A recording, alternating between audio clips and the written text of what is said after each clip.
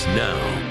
Right now, we do want to turn your attention to an important and also a scary issue hundreds of thousands of people have to face every single day: domestic violence. Whether it be committed by a mother, a father, a husband, or a wife, domestic violence happens everywhere, every single day. According to the National Coalition Against Domestic Violence, 1 in every 4 women will experience domestic violence in their lifetime. 85% of victims are women, and that's worse here. Most cases of domestic violence are never even reported. Joining us now live from New York is Judge Janine Pirro. And Judge Pirro, thanks so much for joining us. October is Domestic Violence Awareness Month, so why is this such a cause that you're feeling so strongly about?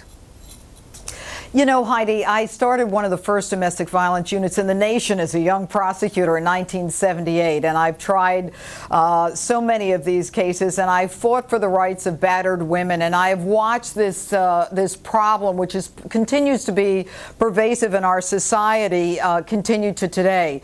And that's why I think today is so important in recognizing what the Empire Beauty School is doing. You know, they're literally putting their money where their mouth is, and they're making sure that anyone who comes on this Saturday, October 9th, to an Empire student salon in the Empire Beauty Schools, who gets a haircut, a color, a manicure, any service, 100% of the proceeds will be given to local domestic violence shelters. So this is an opportunity for stylists, and they have a special program, Heidi, and it's called Cut It Out, where the stylist can identify and maybe recognize someone who's suffering from domestic violence, and in this Cut It Out program, talk to them about what is out there in terms of help. They're non-judgmental, they're supportive, and they're connecting them with the National Domestic Violence Hotline. That telephone is 1-800-799-SAFE.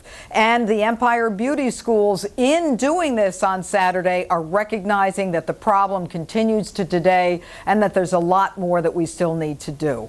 This really is a good idea, but what can we do as maybe friends or family members of someone who's going through this? Because often we hear from victims that their attacker said they're sorry, they'll never do it again, and yet they do it again and again and again, and they keep staying with them because they think they really do love me, they really are sorry, but they're not.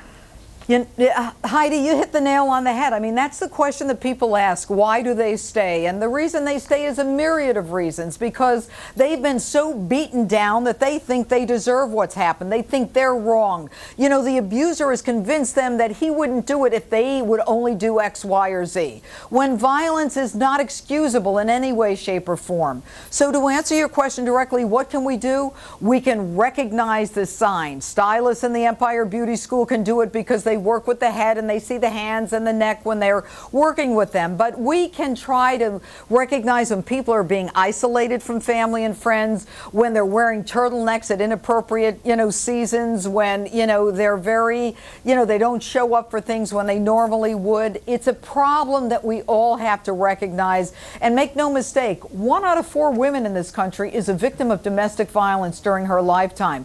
You and